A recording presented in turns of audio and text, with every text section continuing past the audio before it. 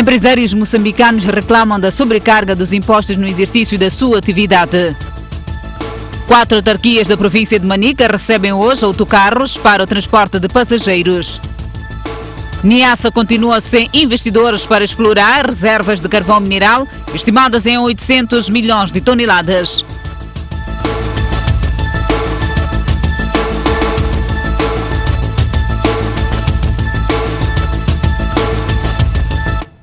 Olá, bem-vindos ao Jornal da Noite. Empresários moçambicanos reclamam da sobrecarga dos impostos no exercício das suas atividades.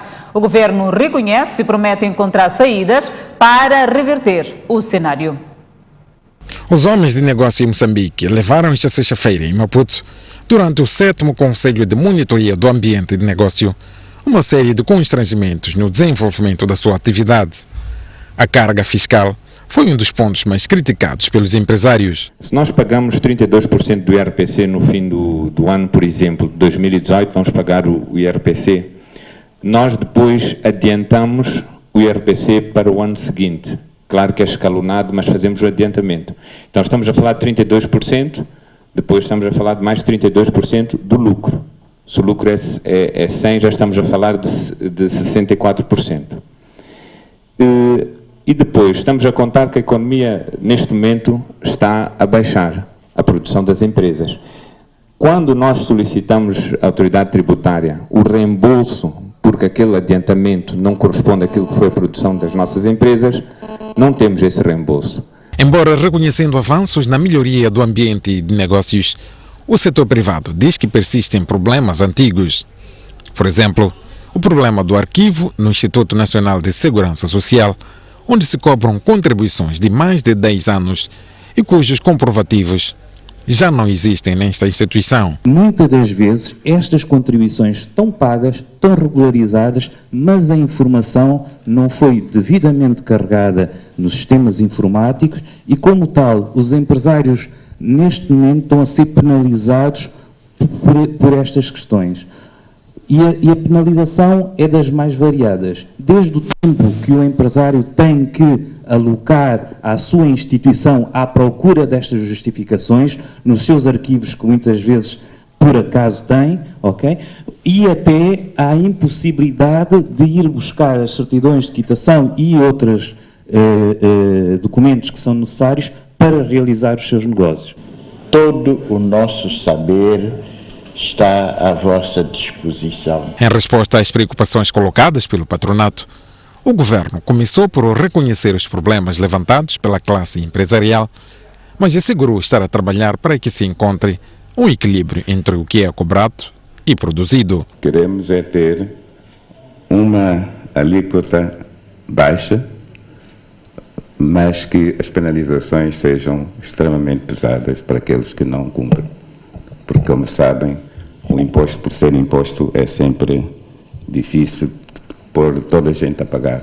Nós temos o acordo e a assistência técnica que deve estar a chegar e temos vindo a trabalhar com o Fundo Monetário, porque também achamos que o governo devia trazer alguém de fora para não ser o próprio a fazer esse trabalho. Como líder do Conselho de Monitoria do Ambiente de Negócios, o primeiro-ministro Carlos Agostinho do Rosário convidou as partes envolvidas a trabalhar em conjunto, trazendo soluções. O conjunto de ações que nos propusemos realizar no presente ano tem como finalidade a remoção de barreiras ao investimento, com foco nas seguintes ações. Primeiro, aprimorar os mecanismos de simplificação de procedimentos, bem como reduzir o tempo de custo de licenciamento de atividades econômicas. Segundo, na ordem, mas não na importância, adequar a lei de trabalho, o Código Comercial e o regime fiscal à atual conjuntura macroeconômica. Repito. Processos que ficam para o futuro e que os empresários consideram de extrema importância são a revisão pontual das leis do trabalho, do INSS, da eletricidade e a de conteúdo local, assim como o Código de Estrada, principalmente a questão do volante à esquerda. 4 autarquias da província de Manica receberam hoje autocarros para o transporte de passageiros. Os meios foram entregues pelo Ministro dos Transportes e Comunicações, Carlos Mesquita. Trata-se destes 7 autocarros comprados pelo Fundo de Desenvolvimento dos Transportes e Comunicações e que vão fazer o transporte de passageiros nas cidades de Chimoio e Manica e nas vilas de Gondola e Sussundenga. Falando na cerimônia de entrega dos autocarros, o Ministro dos Transportes e Comunicações disse que os mesmos vêm minimizar os problemas de mobilidade de pessoas que a província enfrenta. Este é um gesto que o Governo faz para facilitar a mobilidade desses cidadãos. Completamos esta semana a entrega de autocarros não só à zona metropolitana de Maputo, mas a todas as cidades capitais e algumas outras cidades e vilas de várias províncias. Já o governador de Manica, Manuel Rodrigues Alberto, apelou aos gestores e à população a conservarem os autocarros para garantir a sua durabilidade.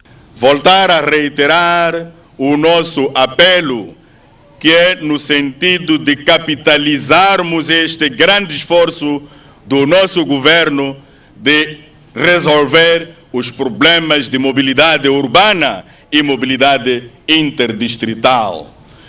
Valorizar significa, na verdade, usarmos bem estes meios. Valorizar significa os operadores privados que foram alocados honrarem com os compromissos. Em nome dos munícipes da cidade de Chimoio, muito obrigado, excelências, muito obrigado ao Governo Central, muito obrigado ao Governo de Moçambique por pensarem em Chimoio, por pensarem nos munícipes de Chimoio. É um prazer muito grande receber estes autocarros. Muito obrigado. Tal como acontece em outras cidades e vilas, os autocarros entregues esta sexta-feira serão geridos por privado. Filha de Manuel Chang comprou um apartamento avaliado em 5,5 milhões de randes na África do Sul em 2017. Suspeita-se que o valor investido na compra da casa pode estar relacionado com das dívidas ilegais. A informação é avançada pelo Centro de Integridade Pública, que cita documentos de compra e venda do imóvel que indicam que Manuela Solange de Martins Chang, de 33 anos, pagou 5,5 milhões de randes por um apartamento na África do Sul em outubro de 2017. O apartamento fica num complexo residencial denominado Michael Angel Towers, localizado em Sandton, a zona mais luxuosa de Joanesburgo, a capital econômica da África do Sul. A escritura de compra, venda e transferência de posse do imóvel foi intermediada pela Van Zyl Erdenberg, um dos escritórios de advocacia mais reputados na prestação de serviços de assistência em matéria fiscal. O apartamento foi comprado no dia 30 de outubro de 2017 e a escritura pública foi concluída em Pretória, a capital política da África do Sul. Segundo escreve o CIP, documentos dos serviços tributários da África do Sul comprovam que a filha de Manuel Chang declarou ter adquirido o apartamento, tendo pago pelos direitos fiscais o valor de 438 mil rands. A filha do antigo ministro das Finanças completou 33 anos no dia 6 de junho de 2017. É empresária e conta com mais de 5 empresas registradas em seu nome em Moçambique. Circulam informações segundo as quais parte dos milhões de dólares desviados das dívidas ocultas teriam sido investidos no setor da imobiliária dentro e fora do país, sendo que os gestores envolvidos usavam sempre familiares. Até aqui, Manuel Chang é o único moçambicano detido em conexão com as dívidas ilegais. O presidente do Conselho Municipal da Beira nomeou hoje 5 vereadores. Dos 5, 4 vêm do mandato passado. Faltam ainda por indicar outros 5 vereadores. Em menos de 24 horas após tomar posse como presidente do Conselho Municipal da Beira para os próximos 5 anos, David Simango nomeou nesta sexta-feira 5 vereadores. 4 dos vereadores já vinham exercendo as mesmas funções. Trata-se de José Domingos Manuel, vereador para a área de gestão urbana e equipamento. Domingos Manuel é o atual secretário-geral do MDM. Para a área de construção e urbanização, David Simango voltou a confiar a Albano Cariz, que nos últimos 10 anos vem dirigindo o setor. Francisco Majoi voltou a ser confiado na área de Plano e Finanças e Cooperação. Francisco Majoi é vereador deste setor desde finais de 2008. Para a área institucional, o presidente do Conselho Municipal da Beira voltou a depositar confiança em José Manuel. José Manuel é professor de língua portuguesa e é vereador institucional desde meados do mandato passado. Para a Direção de Agropecuária, Pescas e Meio Ambiente, Demissimão confiou Carla Maria, que foi diretora da campanha eleitoral do MDM nas eleições autárquicas de outubro passado na Beira. O edil da Beira exigiu aos vereadores, ora nomeados, o cumprimento obrigatório das promessas eleitorais. Lembra-se que o nosso contrato social é de cumprimento obrigatório do programa a que propusemos aos munícipes. A partir de agora, mãos à obra para fazermos a Beira para todos, desenvolvendo a Beira com amor, dedicação, contemplando o trabalho de gestores. E faço lembrar de que teremos tolerância zero a todo abuso excessivo de poderes.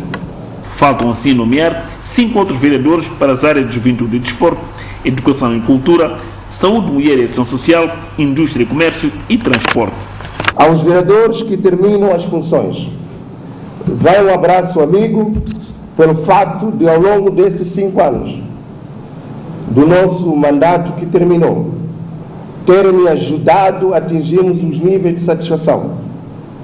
Tenho esperança de que o legado que deixam vai inspirar os vossos sucessores. 24 horas depois de tomar posse como presidente do Conselho Autárquico, já é conhecido o elenco de Inês Comiche para a governação do município de Maputo. Novas variações e caras integram o elenco. São 10 variações que compõem as linhas com que Comiche pretende materializar as promessas do manifesto eleitoral do seu partido. São muitas caras novas e várias variações que ou mudaram de designação ou são novas para um programa governativo que, segundo o edil, pretende mudar a face da capital. Segundo a lista que tivemos acesso, Comiche nomeou Albertina Tivan para dirigir a variação que se vai ocupar da descentralização, boa governação e recursos humanos. Para a área de planificação e finanças, a escolha foi para Eduardo Nguenha, enquanto João Munguambi vai dirigir a variação de desenvolvimento local. A juventude e cidadania foi entregue a Nércio Duvan e Edmundo Ribeiro vai responder pela educação e desporto. Alice Abreu, atual diretora da saúde da cidade de Maputo, vai dirigir a variação da saúde e ação social. Isabel Maci recebe a área da cultura e turismo, Paulo Brito, o ambiente e urbanização, Luís Nhaca vai dirigir o setor de transporte e mobilidade e Manuel Zandamela será o vereador para a proteção e segurança. Ao nível dos distritos municipais, Comiche nomeou Maria Nhancal para dirigir Campo Fumo, Abílio Kivi para Camavota, Zeferino Diogo para Chamanculo, Domingos de Souza, Camachaquén, Rui Matus, Cambuquana, Celso Simão, Catembe e Araújo Armindo, Canhaca. Pelo menos 25 mil novos casos de cancro foram descobertos em 2018 no país. O sarcoma de Kaposi é o mais frequente e a província de Maputo é a que registra maior número de casos. Os dados foram divulgados hoje pelo Ministério da Saúde, que apela que se faça o rastreio e a prevenção de todos os tipos de cancro. Fevereiro é mundialmente conhecido como o mês de luta contra o cancro. Afinal, é neste mês que se assinala o Dia Mundial de Luta contra o Cancro e o Dia Internacional da Criança com Cancro. Foi neste âmbito que o Ministério da Saúde convocou uma conferência de imprensa onde partilhou dados sobre a situação atual do cancro no país. Em 2018, estima-se que cerca de 25 mil novos casos de cancro ocorreram no nosso país, dos quais o sarcoma de Kaposi, que é um cancro da pele, mas também dos outros órgãos, que acontece no homem e nas mulheres, é um dos cancros mais frequentes, ocupando 24,7%. E o cancro do colo do útero, que ocorre só em mulheres, é o que mais mata. A principal causa é a infecção pelo vírus papiloma humano, transmitido através de relações sexuais. O cancro do colo do útero na mulher é o principal cancro, com uma incidência de cerca de 4.291 casos e uma alta mortalidade de cerca de 3.000 casos, porque as doentes chegam num estadio avançado da doença. Prevenir e descobrir cedo a doença são as melhores ferramentas para o seu combate. Daí que especialistas recomendam para que se evite a exposição aos fatores de risco, tais como o álcool. O tabaco, o álcool, a obesidade, o sedentarismo. Palestras, campanhas de cirurgias feitas por especialistas nacionais dos Estados Unidos e do Brasil, sensibilização em locais com aglomerados, são algumas das atividades que vão marcar o mês de luta contra o cancro no país. Ainda este trimestre, será introduzido o serviço de radioterapia no Hospital Central de Maputo. Niassa tem uma reserva de carvão mineral estimada em mais de 800 milhões de toneladas. Entretanto, até aqui ainda não há investimento para a sua exploração, daí que o governo local faz um apelo às indústrias minerais para se instalarem naquela província. Há mais de 3 anos que pesquisas realizadas no distrito do Lago, na província do Niassa, comprovaram a existência de uma reserva com 839 milhões de toneladas de carvão mineral térmico. Mas espera-se até hoje pela manifestação de interesse para o início da exploração industrial. Nosso carvão é térmico, é bituminoso, tem mais um pouco de matéria orgânica. Existem firmas que manifestam interesse. Dizer que a licença é mesmo do governo e estamos a fazer de tudo de modo a haver a possibilidade de fazer concursos, licenciar via concurso, de modo a que, afinal de contas, não seja alguém que não tenha condições financeiras para levar avante ao projeto. Mas temos tido interesse, sobretudo, por exemplo, esta empresa que pretende instalar uma fábrica ou que está a instalar uma fábrica de cimento, também já deu a sua pretensão à necessidade do carvão para uma outra fábrica de ferro e aço. Para além do carvão mineral, a província mais extensa do país dispõe de outros recursos. Também temos o calcário no distrito de Sanga. Calcário esse que é matéria-prima para a construção, para o fabrico de cimento. E na nossa província já temos a instalação, a fábrica de cimentos, que vai usar mesmo o calcário da nossa província. Neste momento, a província do Niassa tem mais de 50 detentores de licenças atribuídas para a prospecção e pesquisa de recursos, mas que no terreno não movem nem uma palha. Convido a um breve intervalo. Voltamos dentro de instantes. Até já. De volta ao Jornal da Noite. Novo presidente da autarquia de Maputo tem pela frente vários desafios, desde a falta de espaço para novos bairros, saneamento do meio, principalmente nos bairros suburbanos. Enes Comiche está de volta à autarquia de Maputo, que deixou há 10 anos. Comiche vai enfrentar desafios que conhece, alguns dos quais aparentemente sem solução à vista. O primeiro é que o novo edil vai dirigir uma terra sem terra e muito provavelmente não vai resistir ao sonho clandestino de anexar partes do distrito de Marraquene, que também sonha ser autarquia qualquer dia. Na sua primeira passeata pela baixa da cidade, vai, como se diz em gíria popular, dar de caras com os informais com os quais se confrontou violentamente na não muito bem sucedida Operação Espelho e com os quais o seu sucessor e agora antecessor David Simango preferiu manter um pacto de coexistência pacífica. Comiche vai encontrar em Maputo mais autocarros de transporte de passageiros, mas também muitos mailoves, pelos quais ninguém morre de amores. Nos subúrbios de Maputo surgiram novas drenagens para escoar as águas pluviais, mas em alguns bairros ainda se dorme em cima das mesas sempre que chove.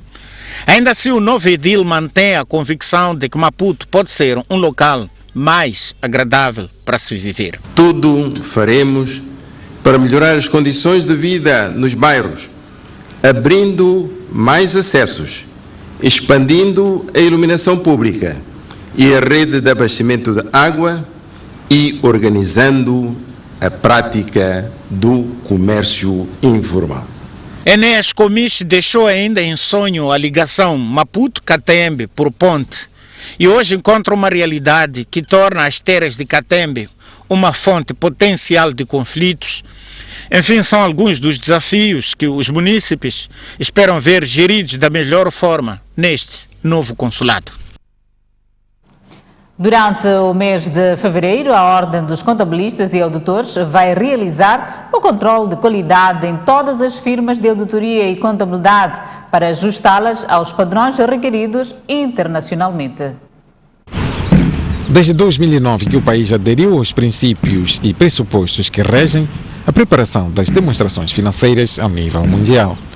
De lá a esta parte, Moçambique não conseguiu juntar-se ao leque de países que preparam a contabilidade e a auditoria com padrões internacionais. O controle de qualidade tem uma importância fundamental porque visa verificar como é que os profissionais estão a trabalhar nas matérias e isso vai ter importância naquilo que é a fiabilidade das contas para o nível fiscal, para o nível dos investidores, para o nível da Bolsa de Valores e também como um aprendizado para os estudantes que estão a sair das universidades e que a profissão que escolheram é esta de contabilidade. Para atingir padrões elevados de auditoria e contabilidade, o país vai realizar um processo de controle de qualidade em todas as firmas de auditoria e contabilidade neste mês de fevereiro. O controle de qualidade tem instrumentos próprios, que são fichas técnicas, que incluem entre a verificação dos requisitos legais das empresas que vão ser objetos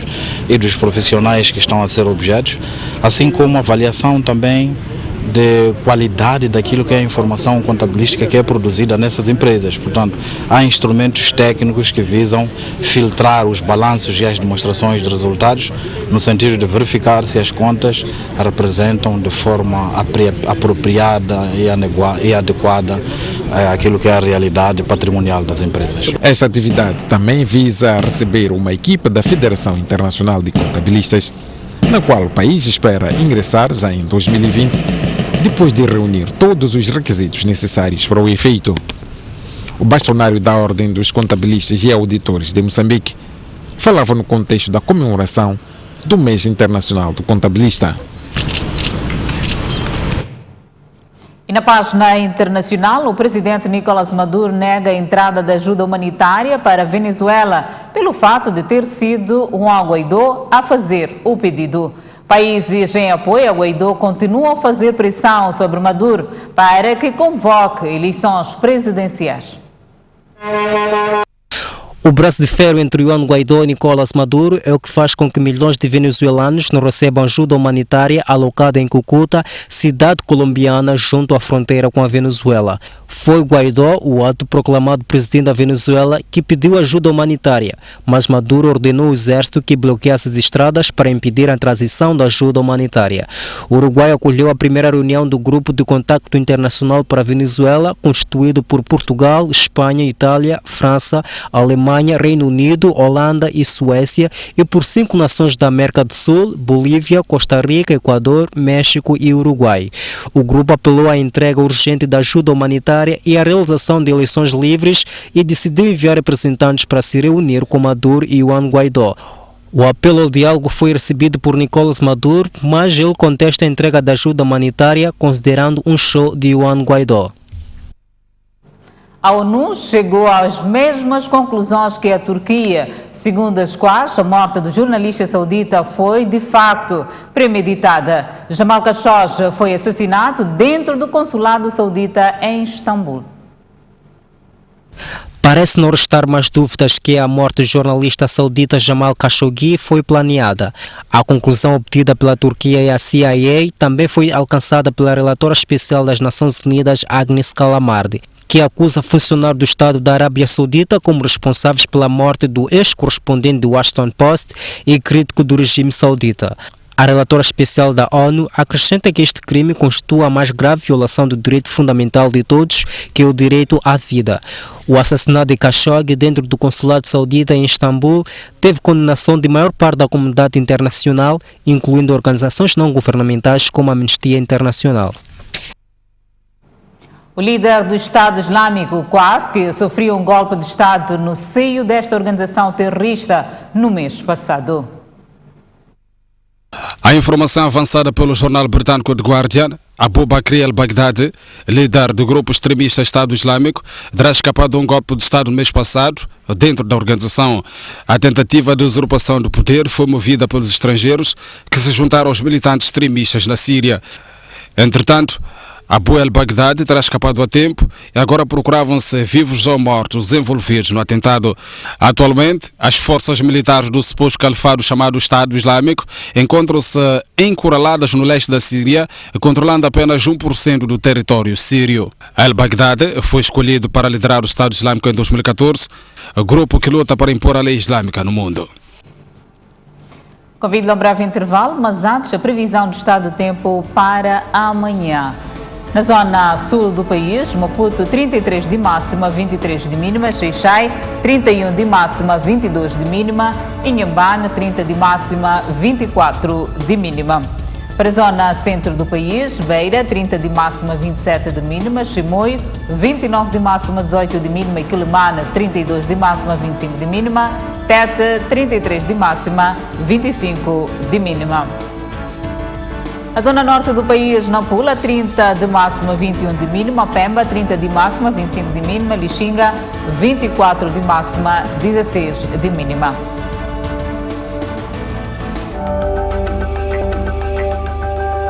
Bloco de Jornal da Noite, Costa de Sol e Estrela Vermelha jogam amanhã às 14 horas no campo dos Canarinhos, a primeira partida do torneio de abertura de futebol da cidade de Maputo. Das 8 equipas que irão disputar a prova, 5 vão disputar o Moçambola edição 2019 e 3 da divisão de honra a nível da Zona Sul. Destaque para a Associação Black Bulls, equipa recentemente fundada e que vai se estrear neste torneio de abertura. O primeiro jogo de sábado está marcado para 14 horas e vai colocar frente a frente o Costa do Sol e Estrela Vermelha, sendo que às 16 horas o Ferroviário Maputo vai apadrinhar a estreia da Associação Black Bulls na competição. Estas 4 equipas integram a Série B. Para a Série A, os jogos da primeira jornada só serão no domingo e já um clássico reservado. Machaquene Desportivo vão para o duelo mais aguardado, sendo que para fechar a jornada também medirão forças as formações da Liga Desportiva e da Académica. Isto é mesmo para dar jogos aos clubes da cidade de Maputo, principalmente aos de Moçambola e da Divisão de Honra, visto que temos o calendário futebolístico na parte de Moçambola que sempre arranca um bocado mais tarde. A época futebolística em Moçambique arranca a 8 de dezembro de cada ano, então ficamos sensivelmente 3-4 meses. A prova será disputada num sistema de todos contra todos em cada série e as 2 melhores equipas de cada grupo passam às meias finais. O corpo do jogador Emiliano Sala foi recuperado no interior do avião que caiu no Canal da Mancha a 21 de janeiro. O fato foi confirmado pelas autoridades inglesas. Os familiares do jogador argentino e do piloto já foram notificados e a polícia garantiu que está em curso uma investigação sobre as causas do desastre. No domingo, os destroços da aeronave foram localizados por uma equipa de busca privada comandada pela família de Sala e no dia seguinte um corpo foi localizado na aeronave. O avião foi encontrado no Canal da Mancha. A aeronave fazia a ligação entre Nantes e Cardiff, onde Emiliano Sala era esperado para se apresentar como reforço de inverno do Cardiff City da Primeira Liga Inglesa. A confirmação despoletou uma série de reações do mundo do futebol, sendo que a Liga Francesa instituiu uma ovação de 1 minuto para os jogos desde o fim de semana, com o Nantes a retirar a camisola número 9 que o argentino utilizava no clube. O argentino, de 28 anos, foi a maior transferência da história do clube francês e o Nantes já exigiu o pagamento dos 17 milhões de euros. É ponto final o Jornal da Noite. Obrigada pela atenção dispensada. Encontro marcado amanhã à mesma hora. Até lá, fique bem. Continuação de uma feliz noite. Bom fim de semana.